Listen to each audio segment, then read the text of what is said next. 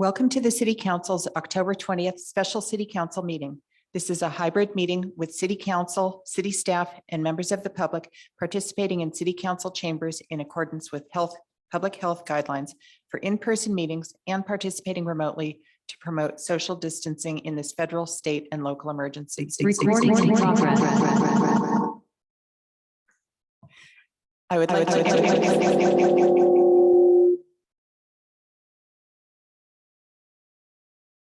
I would like to introduce City Council members and staff present: Vice Mayor Jen Willison, City Council members Drew Combs, Ray Mueller, and Cecilia Taylor. Staff present include City Clerk Judy Heron. City Clerk Heron, would you please provide instructions to the City Council and members of the public on how the meeting will proceed? Yes, thank you, Mayor Nash. And again, echoing a welcome to our special City Council meeting of October 20th, our Planning Commission interviews. At this time, for members of the public who wish to provide comment for items on tonight's agenda, we'll ask that you engage that hand feature in the bottom of your screen. If you're calling in from a landline or cell phone, you can press *9. For anyone in person, there are speaker cards at the rear table. Complete that and return to me. We'll get you in queue. And that concludes my introductions at this time. Thank you. Our special business this evening is C1, interviews of Planning Commission applicants. No action will be taken at this meeting. Appointments are scheduled for the November 1st, 2022 City Council meeting. City Clerk Heron, do we have any public comments on this item? Thank you, Mayor Nash. So at this time, if any member of the public wishes to provide public comment on item C1, interviews of planning commissioners, please, or planning commission applicants, please engage that hand feature in the bottom of your screen. Calling in from a landline or cell phone, please press *9. If participating in person, you can complete a speaker card in the back. Seeing no hands, Mayor Nash, you may continue.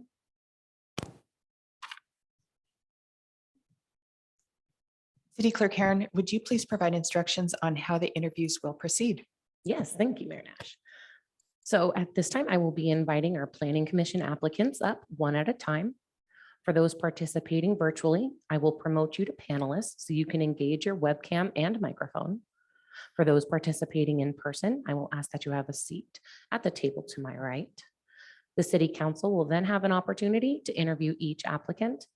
Interviews are anticipated to take no more than 15 minutes per interview. And with that, our first applicant is Michael Meyer.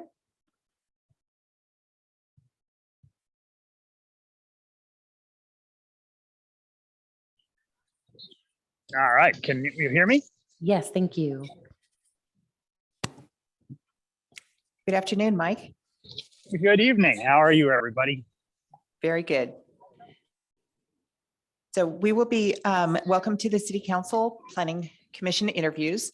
And this evening I will be asking the questions, and please feel free to provide your answers and ask any questions that you have.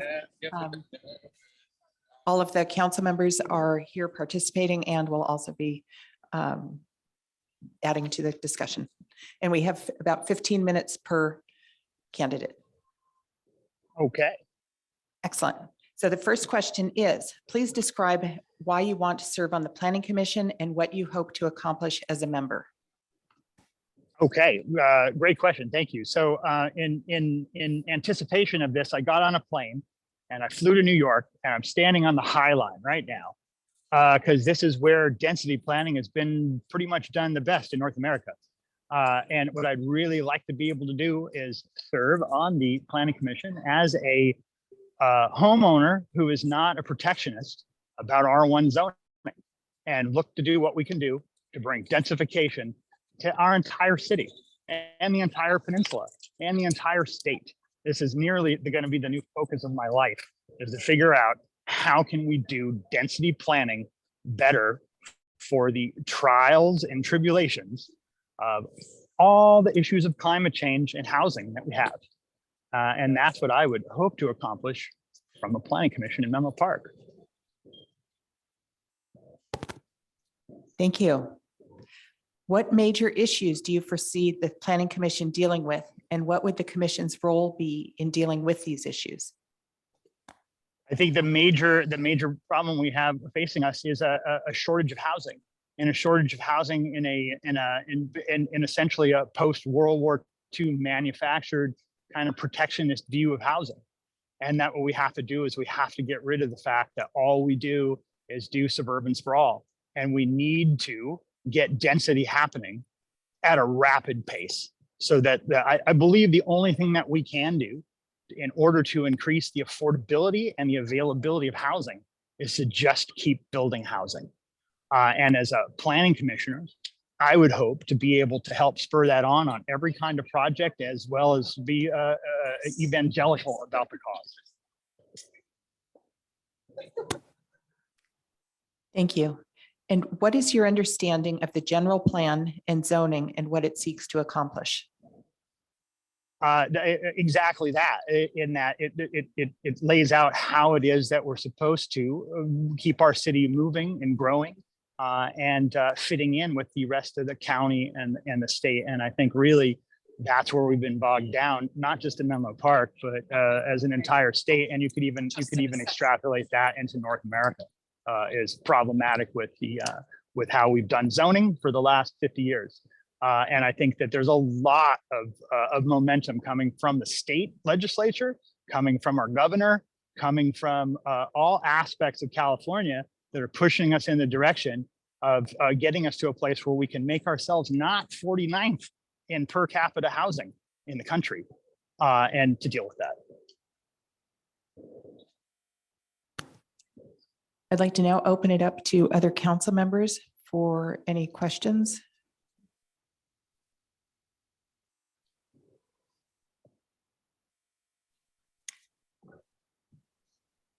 All right. Thank you so much, Mike. Hey, listen, I Do you- appreciate I'm everybody's time. Oh yeah, please. Actually, do you have any questions? Or anything else you want to add? I don't have any questions, but I would like to add, and I'm just kind of hoping that like the 110th time of my application is the charm.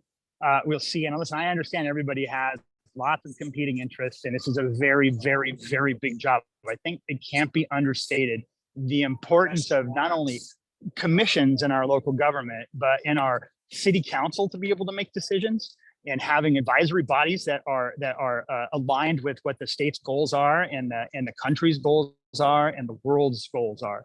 And I really appreciate everybody's time. I apologize that I'm on a phone in New York. I didn't realize these were even happening. I got an email saying this was happening while I was on a plane. I am generally around more. I've just been doing a lot of work, and in particular, spending lots and lots and lots of time looking at different kinds of zoning and different kind of density, not only on the East Coast, but in Europe. And there's lots of inspiring things, not only on the land use side of it, but on the transportation side of it that I'd really love. The ability, the honor to be able to serve on this board, on this body, to be able to help shape that and to help bring that message forward on things that can be accomplished, but we certainly need a concerted effort.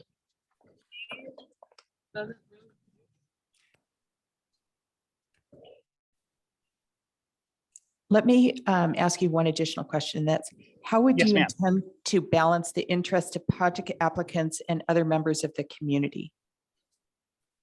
So in that scenario, I think it would be really a lot of discourse. I think that the balance comes with being able to hear everybody's concerns, and then also kind of weigh those against not only what the desires are of everybody, but what is the aligned desire of the larger good of what needs to be done, to see what we can to accomplish to make people happy and what they want to do with their properties.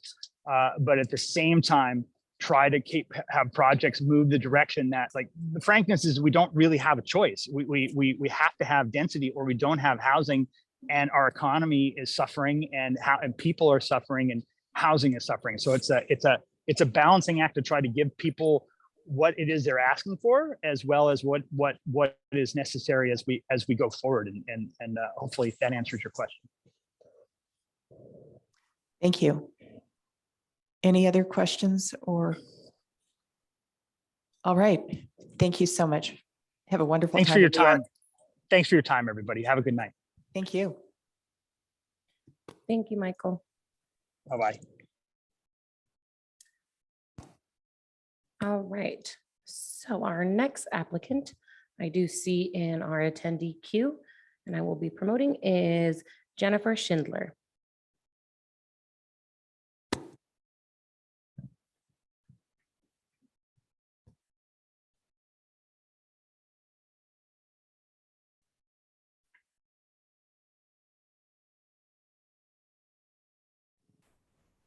Good evening. Can you guys see and hear me? Yes, thank you. All right, no feedback. No, it's working great. Great. Thank you. Hi, Jennifer. Welcome to the City Council meeting where we're interviewing Planning Commission applicants. And tonight I will be asking questions. Feel free to provide your answers and ask other questions. And other council members may jump in with additional insights.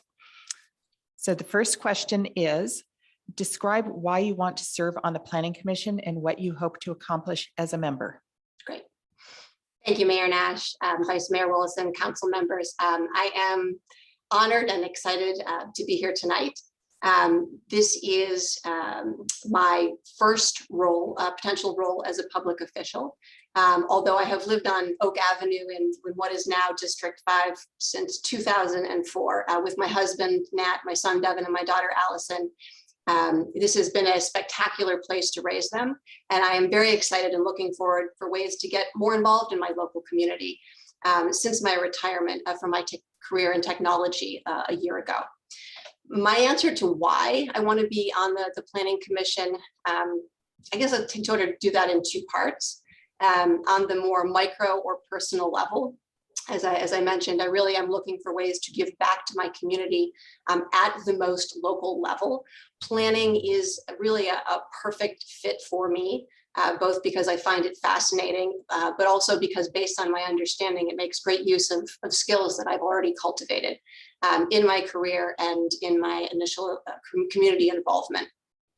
My why on a more macro level really is because I think land use decisions have implications for all kinds of societal challenges, social, economic, environmental. And I want to be involved in making decisions that affect those areas because I think local action here at the Menlo Park level can drive broader, more systemic change. Why I want to play a role in optimizing the quality of life for the residents of Menlo Park today and in the future. Thank you. What major issues do you foresee the Planning Commission dealing with, and what would the commission's role be in dealing with these issues? I think the major issues that are coming for the Planning Commission, for our community, for the council, are very much about the requirements for housing that are coming at us from the state level. Most immediately, we're going to have to deal with feedback on the housing element. And very quickly receive, revise, and resubmit in order to sort of have a fully compliant housing element. We want to be sure that we are ready for next January, because if we're not, that's when it leads to some really scary stuff. We, of course, have to continue to react to laws that are already in place, SB 9, and now 2295. Continue with the interpretation, developing guidance. And really that's just, those are things that are sort of just on our plate today. We expect more is coming.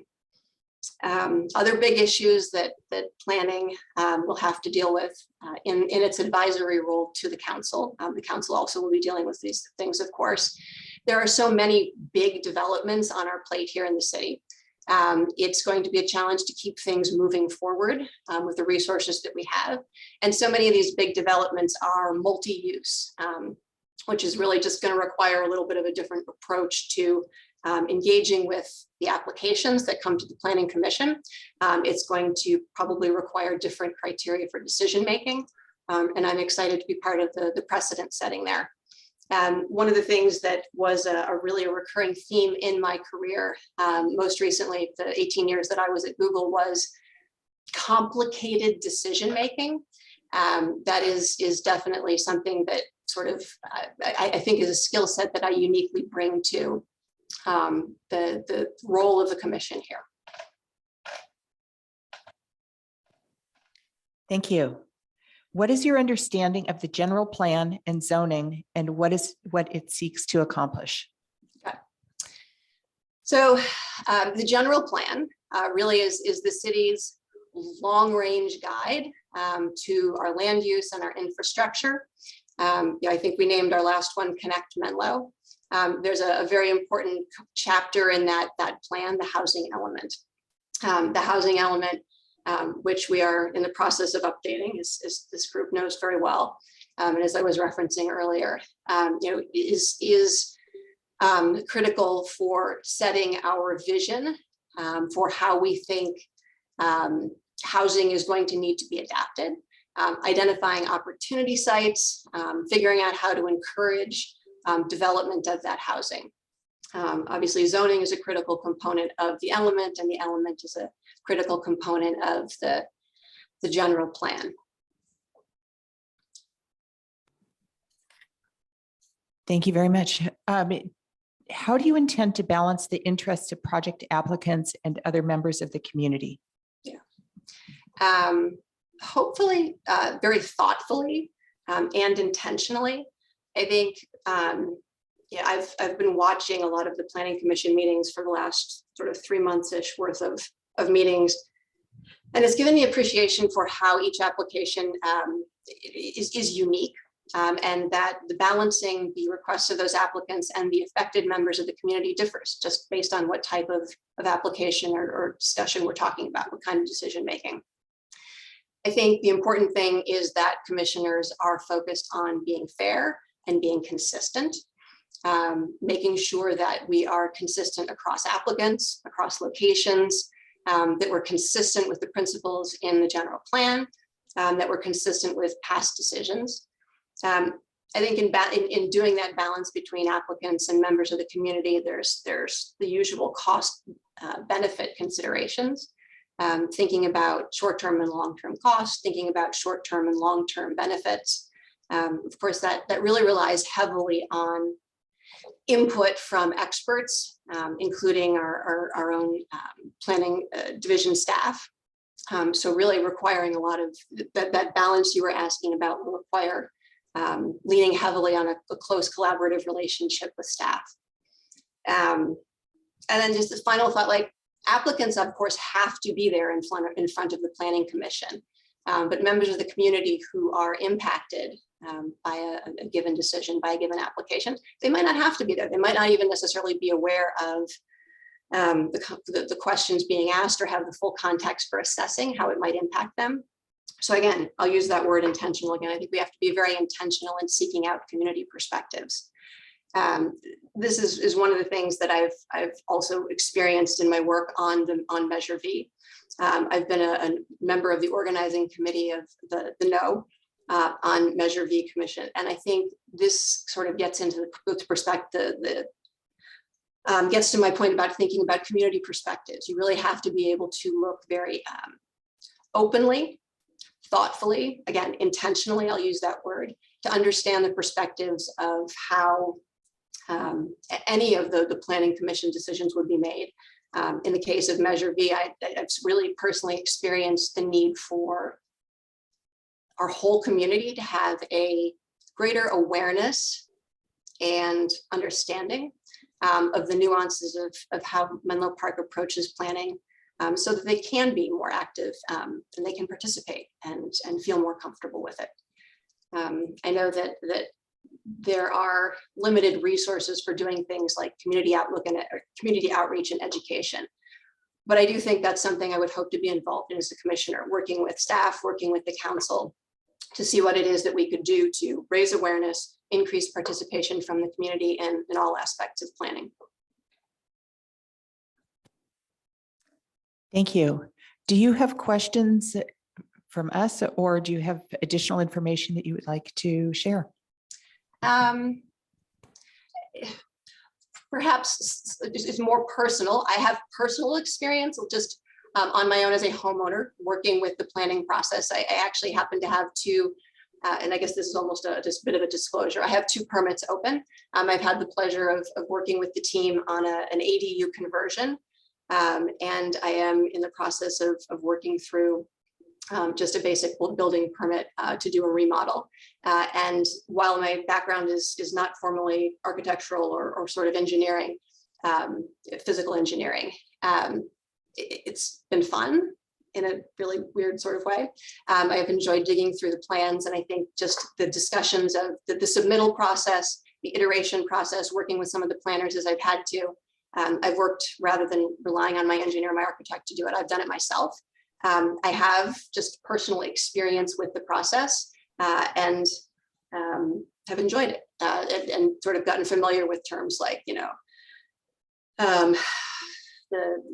some of the more complicated things like the square footage limitations, gotten familiar with things like the floor area limits, daylight plans, what's conforming and what's non-conforming, because at one point briefly my permit was potentially going to be non-conforming. So I wanted to just share that I have that as a personal experience, and again, it's part of the reason that I'm here today. Thank you.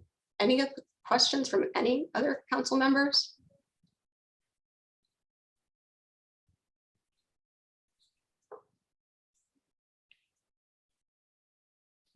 So I don't know if I explained in the beginning that the intention was that I was going to ask all the questions myself as the mayor, Thank you. and that the rest of the council will add their voices as they have questions. Okay. But Thank you, Mayor Nash. Then, if I may, I could direct a question just broadly at the council. please. I've kind of mentioned in a couple of contexts here, just that there is so much change coming to Menlo Park and really the rest of California in the way that planning happens, driven by these state level mandates and laws. And obviously that change is going to be hard, and how we communicate it may be difficult. And again, digging into the work I've done with Measure M, Measure V, I think we can talk about the benefits of evolving our approach to planning. We can talk about the benefits to diversity into our community and to making our community more accessible for seniors and for younger families. We can talk about the carrot side of things, but I also think we could end up talking about the stick side of things, like what happens if we are not able to have things like the builder's exemption. And I'm wondering how this council is thinking about that carrot stick trade-off in terms of engaging the community.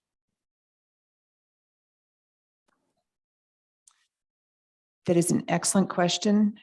Does anyone want to address it? We have not discussed it as a council.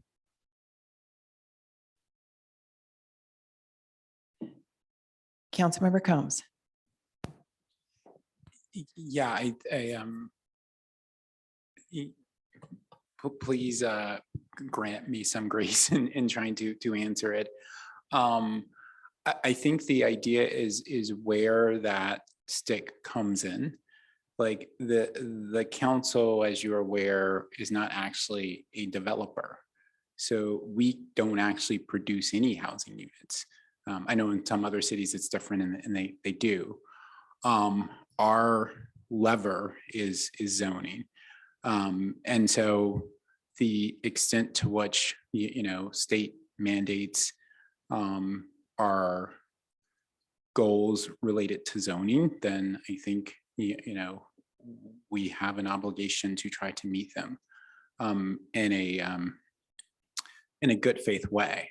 The extent to which it is about the actual production of units, I think, given that Menlo Park doesn't at this moment actually develop units, that may be more of a challenge. And I think it's not quite clear how the state will sort of exercise a stick based on those different scenarios. I do take comfort in that, if that stick is coming, there are a lot of cities that are going to get hit before us, and so we are. So I think that'll at least give us some preparation. Thank you, Councilmember Combs. Thank you. Anyone else? Any other questions? Or comments from council? So thank you. That's, we will be thinking about your question. Wonderful. Thank you so much. Appreciate the time this evening. Thank you. Thanks We'll be again, in touch. Jennifer. Thank you so much. Thank you.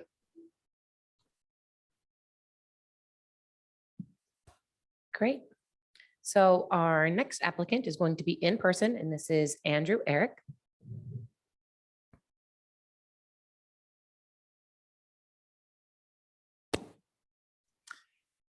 Welcome. Welcome to the City Council Planning Commission interviews. Tonight, I will be asking the questions for the whole council as the mayor, and other council members may be chiming in. Please feel free with your answers to provide your answers, discuss anything you'd like, ask questions. And we have about 15 minutes to cover the topics. Excellent. Thank you. So the first question is, describe why you want to serve on the Planning Commission and what you hope to accomplish as a member.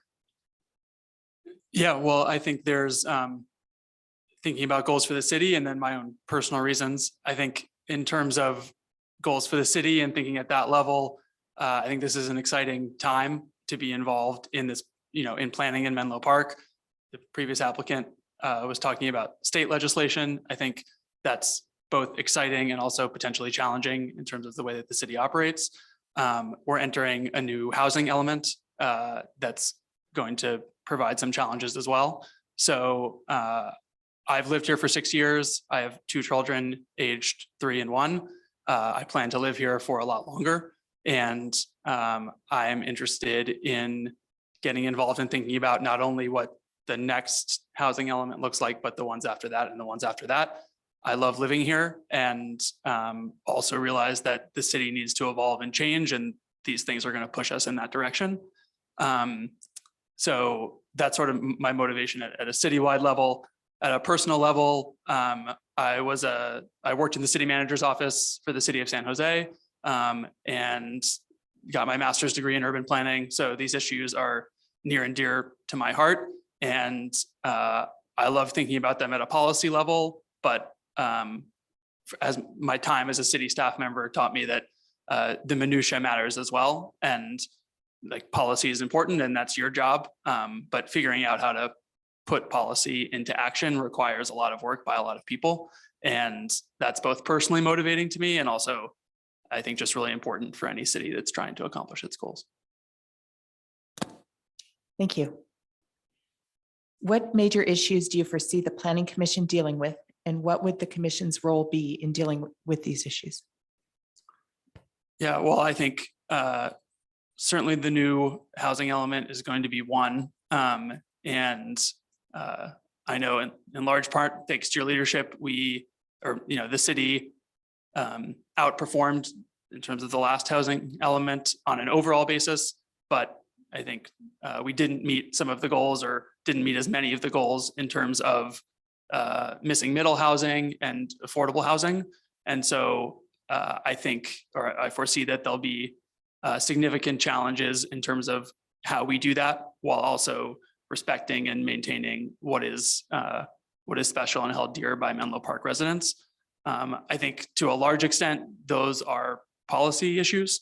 And so I think, policy falls to the council. But when I worked in San Jose, one of the things I really valued from commission member, I was on staff obviously, but one of the things I valued from commissions is 2 things. One, bringing community perspective.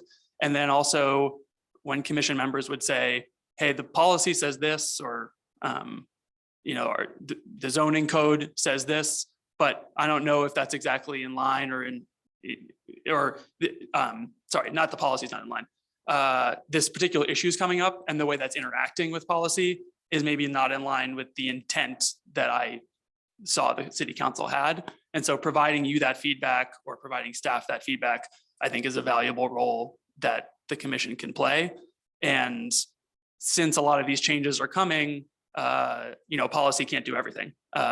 It's only one lever, and we have to figure this out on a development by development basis. And to a large extent, I think that's the commission's job. Thank you. What is your understanding of the general plan and zoning and what it seeks to accomplish? That's a big question. So I think overall Menlo Park has a admirable general plan that seeks to provide zoning to meet the wide and diverse goals of the city. So that's of course housing, but also jobs, recreation, like the wide gamut of goals that the city holds. And my understanding of the general plan is that it tries to balance all of those competing goals and competing interests through the lever that it can, which is through zoning and through guidelines as to what development should look like. And I think I respect that the city has done what I think are smart things, which is creating special areas like the Life Sciences District or the El Camino downtown area that where you can sort of get these special zones to really go after one of these goals while also not making that apply throughout the whole city. So it's a hard job.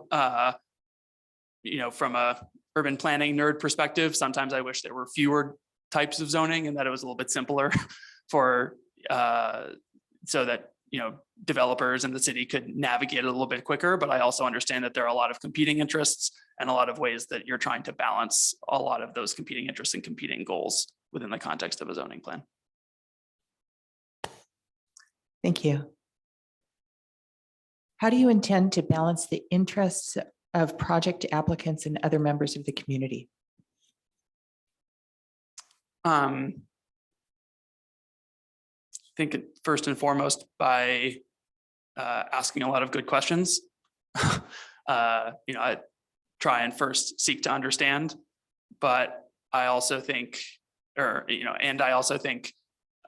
planning has to be a team sport and a team thing. And as a whole city, I think it's important to think of the goals that the city is trying to accomplish.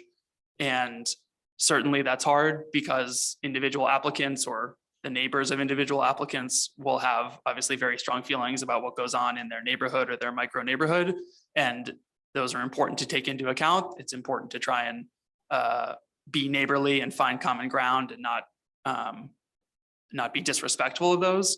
But I think there are also citywide goals that should be kept in mind. And as much as I can as a commissioner, I think I would try and look to those goals and say, how can we apply these as they were intended to be implied and in a fair way that gets us as close to our goals as possible? Thank you. Do you have questions for us? I think I would ask what you most value in planning commissioners. Where have you seen the best collaboration between the council and the planning commission? I guess I will turn again to Councilmember Combs, who's actually been on the planning commission. Yeah, the interesting thing is there isn't a whole lot of collaboration between the council and the planning commission. And that way, the planning commission is a little distinct from other commissions. Other commissions are solely and exclusively recommending bodies for the most part. The planning and so we get their sort of annual work plans and goals and we review it and make sure it aligns with us.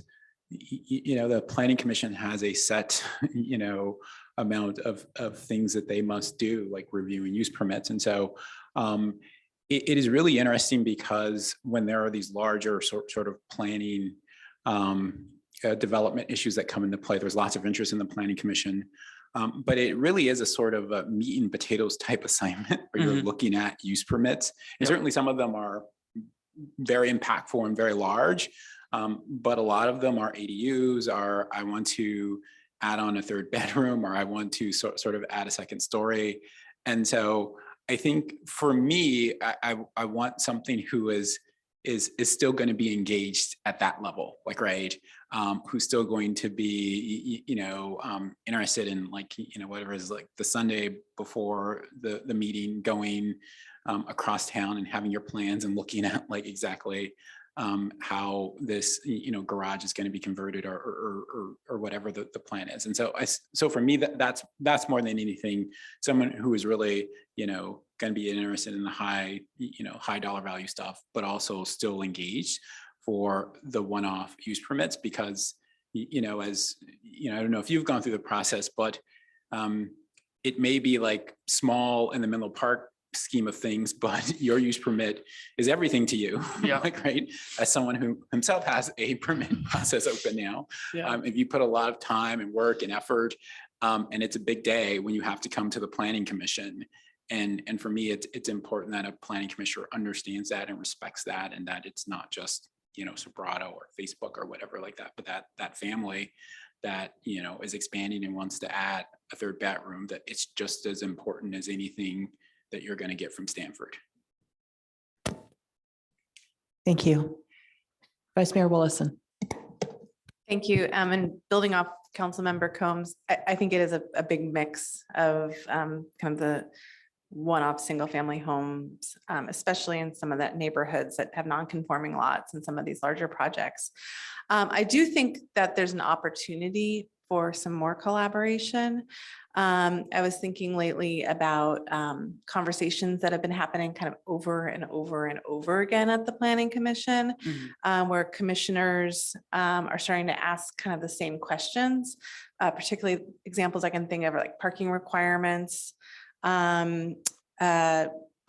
maybe daylight plane kind of thing. So when the Planning Commission starts feeling constricted by council policies, and they're supposed to kind of look at the policies we've set and help, interpret them and decide, do these kind of fall but when there's patterns emerging, I think there is an opportunity for planning to kind of loop back to council, because they might have to go ahead and approve something, even though they're kind of bringing up these issues over and over again, because that's kind of what the written policy is.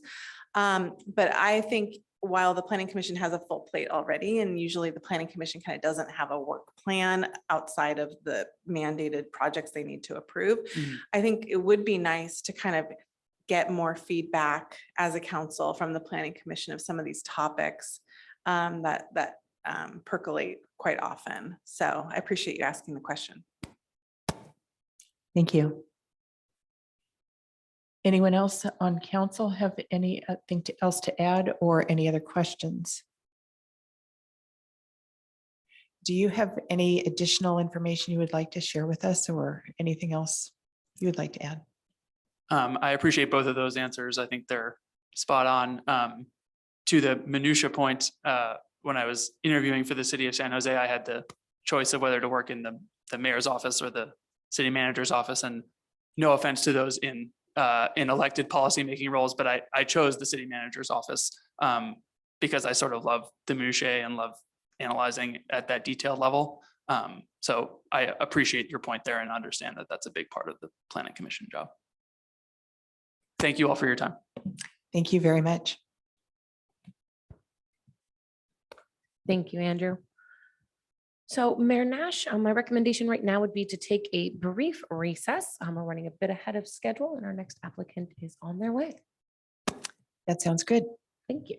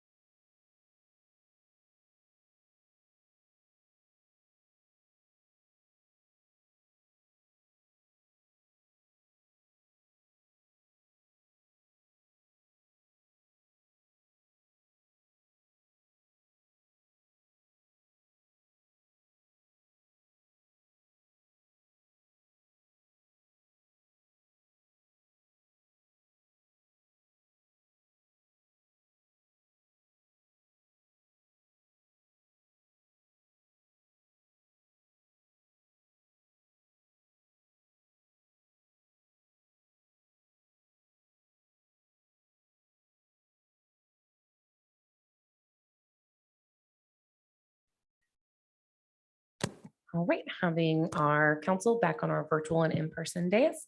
Mayor Nash, you may reconvene the meeting. Thank you, and thank you for joining us.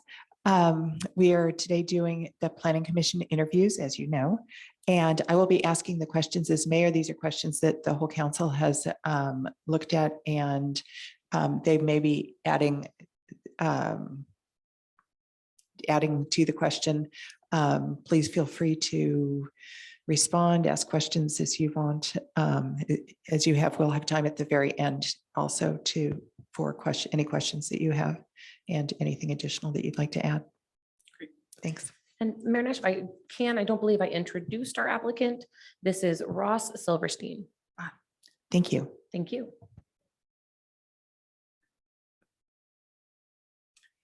Are all council members ready?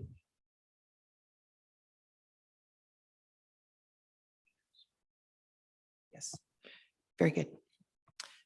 All right, the first question is, describe why you want to serve on the Planning Commission and what you hope to accomplish as a member. So I think first and foremost, I hope to be able to contribute toward the Menlo Park community at large. I think it's important to me to be able to get involved where I can. Planning, transportation, development is a personal passion of mine. It's something that I read books about and listen to podcasts about. And so when I've applied to a number of different committees within Menlo Park committee system. And when I found out about a vacancy in the Planning Commission, that's the one that excited me most, particularly because I know that they are involved with so many different elements around the broader development of our community. How I could make an impact, I think I would consider my broader philosophy to be relatively pro smart development.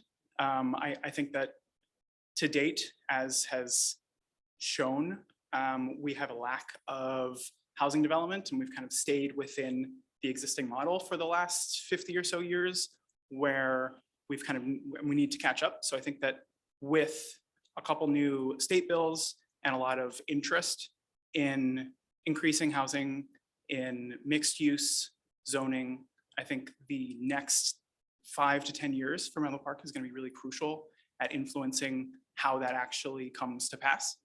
And I want that to happen in the right way. And I also really want it to happen at all. Thank you. What major issues do you foresee the Planning Commission dealing with? And what would you like the commission's role to be? What would the commission's role be in dealing with these issues? I mean, I think self-explanatorily, the Planning Commission deals with planning, permits, approvals, anything that requires development or approval process. Literally, the commission is going to be reviewing those documents, approving them, giving advice to city council on that. I would say, aside from that day-to-day, I see the role of the commission really being to what I alluded to before, that instrument in order to figure out how Menlo Park's going to develop with increases in mixed use, with increases in potential zoning from single family to multifamily, figuring out SB 9 and ADUs, thinking about how all of these various developments that are kind of happening in the last year and over the next 5 years are actually going to come to pass. Thank you. What is your understanding of the general plan and zoning and what it seeks to accomplish? My understanding is that various parts of the city have been zoned for specific purposes, be it residential or commercial. It's my understanding the purpose of that is to make sure that people have critical mass centers for each of those various activities. So if you want to shop, you know that all of the stores and commercial areas will be in the same place, and you'd be able to do that in one place. And you know that the neighborhoods aren't necessarily going to be that place, and so you can have all the families living together. And the general, at least the way I understand it, the general purpose of zoning is to have those concentrated areas so something can really feel like hey, this is my home, this is my neighborhood, and something else would feel like, hey, this is where I go to work, and this is where I'm going to do my business. Sorry, was there a second part to that question? What it seeks to accomplish. Yeah, And so I think you've I think I covered answered it. that. Exactly. Correct. Thank you. How do you intend to balance the interests of project applicants and other members of the community? Yeah, I mean, I think the project applicants are always going to be the most vocal. They are the most interested party in any given project. The rest of the community, hopefully, I know has a forum in order to voice any concerns formally, but obviously you want to consider that. That being said, I don't want to necessarily allow a loud minority to necessarily influence the development or process that the quiet majority would want, but aren't necessarily kind of have enough time or understanding to opine on the various issues that the planning committee is thinking through. Yeah, I think that's an excellent question that you need to strike the balance of. And overall, being aware of it is the first step, and making sure that at least you're being cognizant of those various parties and being able to weigh them against each other. Thank you. And do you have any personal experience with the Planning Commission discretionary review process or building permit process in Menlo Park or another community? No, I have considered purchasing a house that would have needed significant work and did not do so. It's my general understanding that permitting in general in Menlo Park or anywhere else is an arduous process, but I've never gone through the process myself. Thank you. Do you have any questions for us or other observations, other thoughts that you'd like to add as part of your application? Yeah, I guess one thing I'd like to add, and then I have a follow-up question.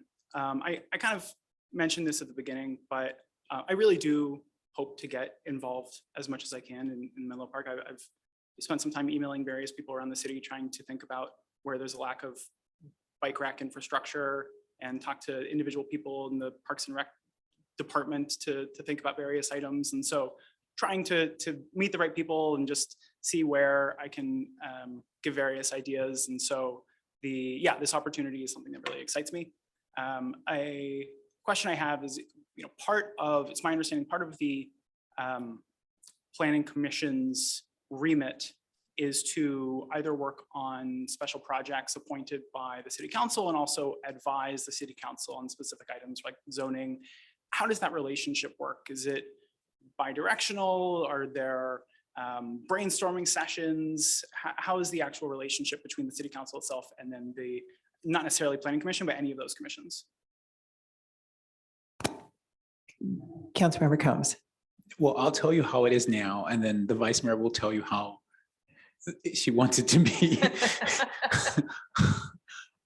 So how it is now is that there isn't a lot of interaction, and this is different from the Planning Commission and a lot of other commissions, because a lot of what the Planning Commission does is review and use permits, right? And so I think that the Planning Commission played an active role. There is a zoning overlay for Lorelei Manor. There are a few specific sort of larger separate from specific, tasks that the Planning Commission has played a role in, sort of proactively over the years, but that it hasn't, worked out that way for the most part. Right, it has been more that they have their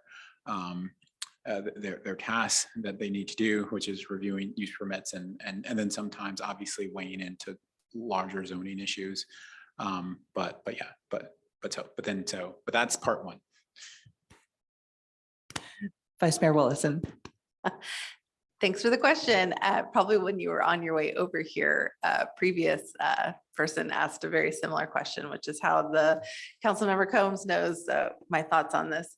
But essentially, kind of as Councilmember Combs referenced, a lot of the commissions have work plans where they can brainstorm and bring kind of neat ideas and concepts to the council. The Planning Commission has a very full plate and agenda, and it's hard to even squeeze in the things they have to do, let alone the things kind of that they want to do.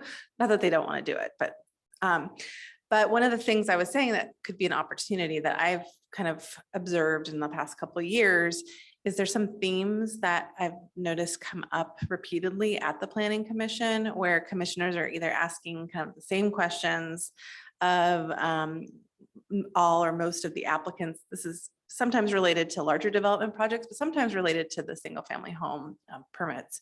And there's like a rub between the stated policy and kind of what the planning commissioners are thinking is the direction potentially we should be heading. And so I think there's an opportunity for the Planning Commission either on an annual basis or what have you. And I do this individually with different planning commissioners just on check-ins, but in a more formal capacity for a report out to council on, we keep asking about parking requirements, but given the policy you have, we have to approve it as is, or daylight planes keep coming up and this is the standard, but this, and sometimes staff brings us those things, but it would be great to potentially have more interaction and communication with the Planning Commission and the council. Thank you. And I would just add, I've also heard the idea of pulling off a separate architectural review board as they have in other cities. But again, there is so much on the Planning Commission's plate at this point that we really have not had it, and the council and with staff, that there's lots of ideas and very little time. I will say that while it may take a little more time up front, I think it could reap benefits. For example, if parking requirements keep dragging out commission meetings when nothing was really being done about it, if we address it at the council level and potentially update the policy, then and it aligns with what the commissioners have been kind of asking for and saying, that might help kind of make things smoother kind of before it even gets to us. So lots to think about. Can I ask a follow-up question? Please. Councilmember Wilson, you mentioned a couple times policy. I'm curious how much discretion there tends to be available to the Planning Commission versus following the letter of the law. How often are members able to either weigh in their personal philosophies about development versus having to follow just the straight letter of any explicit policies or regulations or laws relating to any permit being asked for? I'm going to tell you what I think the answer is, and then if someone wants to correct me, feel free. But so let's say a project was coming through planning and it meets all of the requirements, the policies and the standards, and but a planning commissioner or a majority of the planning commission philosophically, think it's too big or too small or what have you. And so there's going to be a vote. And so let's say they deny the application, there's a very high probability that it'll get appealed to the council. And any decision from the Planning Commission can ultimately get appealed to the council. And then if the council kind of agrees with the Planning Commission, so let's say the council denies it, then the city would probably get sued. But what it would do then, so maybe for that project, it wouldn't have an impact because the council is very conscientious about being sued. But it would definitely send a message, and I think cause us to kind of think about, why, like what's going on. So I think planning commissioners have First Amendment rights. You have the discretion to ask the questions you want, make the recommendations you want, vote the way you want. But at the end of the day, kind of the council has the final word, sometimes on appeal, sometimes as the process outlines. But if there's that constant friction, then that's where I think that communication and that feedback loop would be really important. So if I got that wrong, the mayor's looking at me in a weird way. I don't know if I Well, actually- outlined that properly or not, but that's my thoughts. Councilmember Combs. Yeah, no, I won't say that you got it wrong as I understand it. I'll just sort of add, I mean, so we're going to remove like sort of some of the state mandate issues, like, right, of which there is great complexity and that's all in flux. But generally, the Planning Commission has like discretionary review. And so that means that your litmus test, there's a wide spectrum of, as a planning commissioner, what you what you think might be the elements that make a project sort of a no-go for you. And because again, it is discretionary. It is like if you're like on a substandard lot and you have to go to the planning commission, it is discretionary and you're not entitled to that project. We're not talking about state mandate issues, right? To be clear.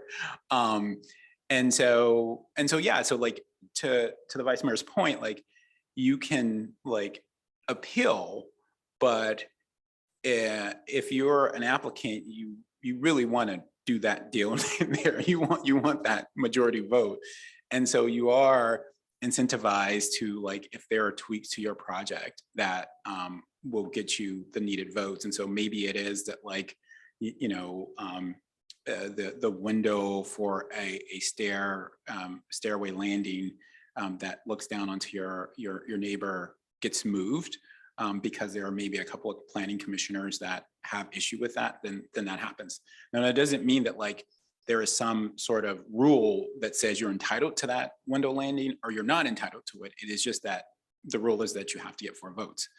And so, and one of the things that's been sort of was challenging for me on the planning commission is that, because even though I've not, ever practiced as a lawyer, I was trained as a lawyer. And so there's whole idea of like sort of precedent setting, like sort of what's the precedent. But actually, you're not supposed to do that as a planning commissioner. There is no real precedent. It's just every item is a world unto itself. And so you really can't look to and in most cases, the prior application or use permit request and say, well, we did it that way and we did it this way. Now, obviously, if those are two in conflict, back to the vice mayor's point, you will probably end up in a lawsuit.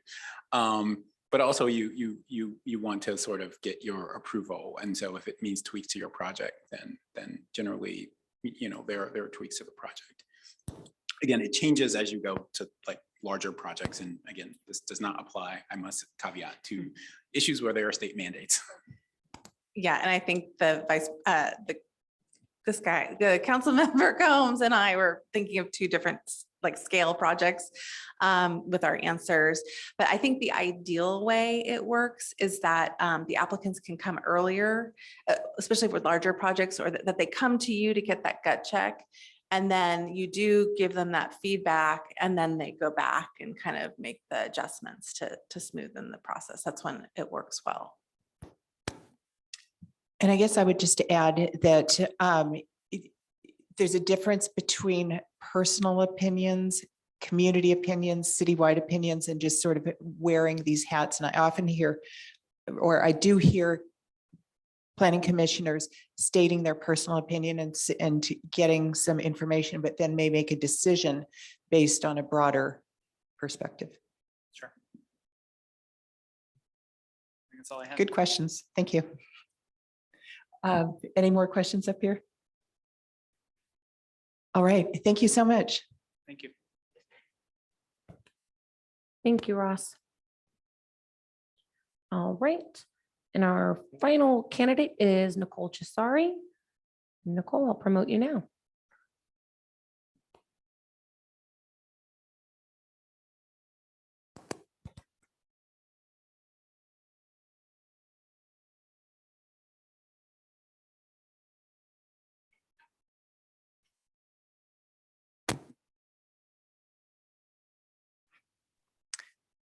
Hi, Nicole. Hello. Welcome.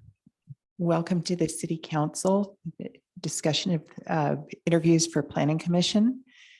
And I will, as you probably have heard with the other commissioners, I will be asking questions for the entire council please respond. Feel free to ask other questions. At the end, there will be a time when you can also ask additional questions, and the council can follow up with any additional information. Thank you. So the first question is, please describe why you want to serve on the Planning Commission and what you hope to accomplish as a member. Yeah, so I've been told repeatedly by members of the public, members of our community, and some of you, that, you know, one of the ways to really get involved with things that are important in our city and make an impact is to join a commission. And so I'm following your advice and community members' advice and trying to get involved. You know, I hope to have a meaningful impact on how we grow in Menlo Park. I care about our community a lot. I don't think I need to tell all of you how much I care about our community. You've all seen it through Measure V. Even though some of you may not agree with what I'm doing, I think you can at least agree that I care. And, you know, I've led that campaign from the drafting of the measure, the gathering of 3,000 signatures in 3 weeks, and now running the campaign until Election Day. So I care a lot. I want to have an impact. I want to ensure that our city grows in a smart way, and that people that live here are able to continue enjoying living here as they've expected to. With respect to what I hope to accomplish, I think that there's, you know, two different aspects to the Planning Commission, and I've heard a lot of people focus mostly on the macro level. There's also the micro level, and some of you have hit on that today as well, which is that, you know, there's individual applicants by families and homeowners. And I think it's important to ensure that property rights are respected based on a property owner's reasonable expectations, while also ensuring that those rights don't improperly interfere with the neighbor's property rights. And so I think that, you know, on a micro level, I'd like to make sure that when people put their application in to do a remodel on their home, that it's not going to be unduly delayed because somebody doesn't like the color of their house, for example. But if there's something big like, you know, light being blocked or sound issues, that the people in the neighborhood get a real say. And that, you know, the Planning Commission and City Council actually listens to what the neighbors have to say, and when there are really important matters raised, that you take them into account. On a macro level, I think that we need balanced and smart growth in Menlo Park. We need a plan for about 4,000 more housing units. There's also multiple big commercial projects in the pipeline. There's 2 huge Sobrato projects in Bellhaven. There's the SRI project. And so I think it's important to make sure that those projects are managed in a thoughtful way, that we account for adequate infrastructure for those projects, and account for the impact that's going to have on the neighboring communities. And so I hope to accomplish some balance and making sure that community members are heard in a meaningful way, and that input from the community is taken into consideration and actually applied to the projects. Thank you. What major issues do you foresee the Planning Commission dealing with, and what would the commission's role be in dealing with these issues? Yeah, so I touched on some of this already, but obviously the housing element. So we're going to be adding about 4,000 more units in the next 8 years. And there's a lot of commercial development in the pipeline. So, you know, we're going to be growing substantially, and we need to be able to figure out how to do that while addressing infrastructure needs, ensuring compliance with the general plan, ensuring compliance with state law. And there's a plethora of new state laws that just passed, 2-3 weeks ago, dealing with housing and development, which I've heard members of this council say is complicated and they don't fully understand. So, as a lawyer, somebody who has a background in understanding complex laws, I've studied all these land use laws in connection with Measure V. I think it's important to have somebody like that on the Planning Commission that can apply those and make sure that you think about the impact of those laws on other things down the road. So, for example, the no net loss rule.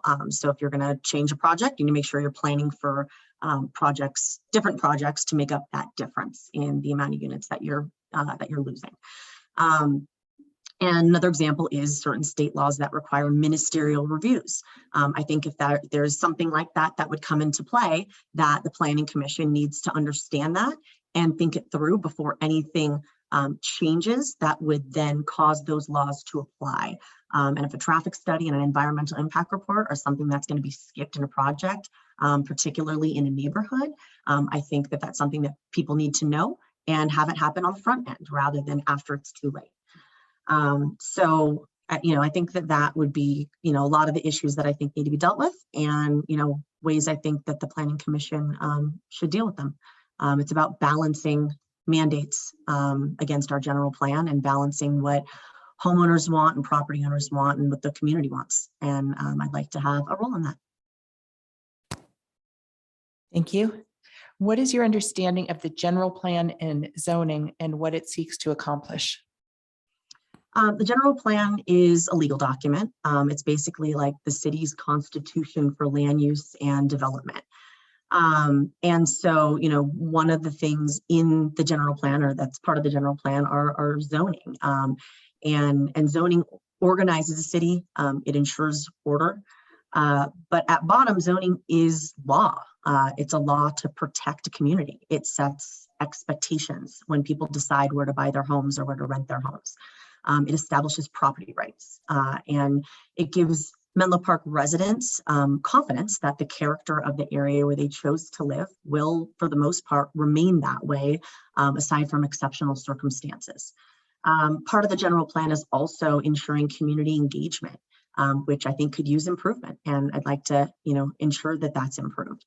And, it has guiding principles. It describes the kind of place that community members want Menlo Park to be. It has 9 guiding principles that are about, equity, open space, transportation, preserving neighborhoods, sustainable development, and growth. And those are the types of things that the Planning Commission should be considering when any application comes in, when any developer wants to build a big project. So, yeah, I think that's it. Thank you. How do you intend to balance the interest of project applicants and other members of the community? So, I think that I mentioned this earlier, but you have to balance property rights against public impact of what somebody wants to do with their property, impact on the neighbors, impacts on infrastructure.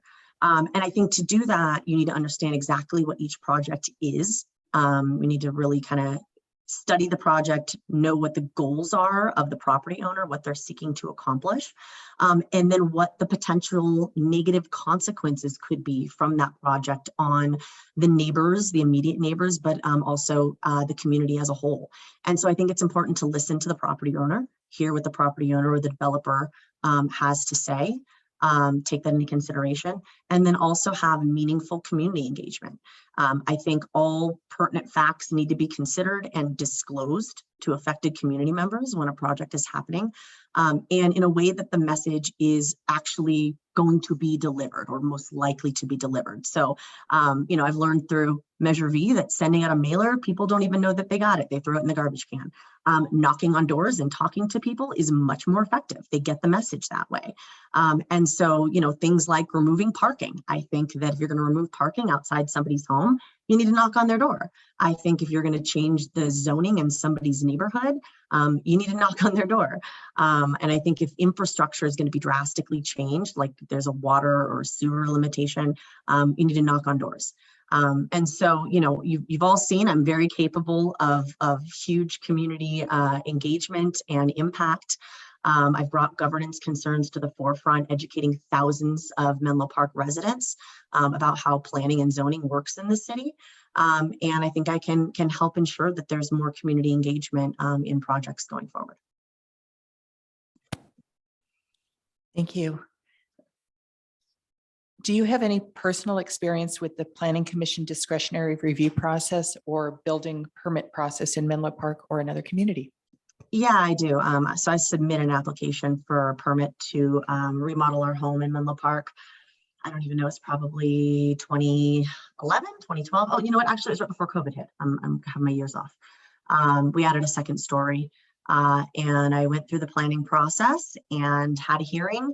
And there were 2 Planning Commission members that voted against our project because they didn't like our floating stone. And Drew bravely stood up for us and said the floating stone should be fine, and our permit was approved, and we added the second story. But you know, based on that experience, I have seen that it is a painful process for homeowners. It's very personal. It's a lot of work. It's a lot of energy. And so I think that, you know, after going through that myself, I'm sympathetic to homeowners when they're going through that process. Thank you.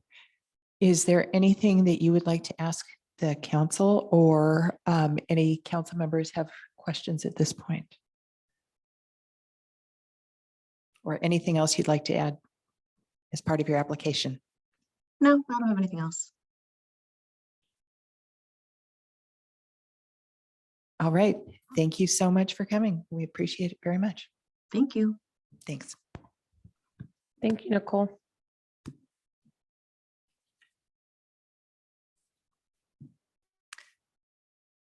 And I believe that is our, Ms. Jessery was our last applicant, correct? That All was our right. last applicant. Is there anything that anyone wants to do? All right, the meeting is then adjourned. Thank you so much. And thank you so much to all the applicants.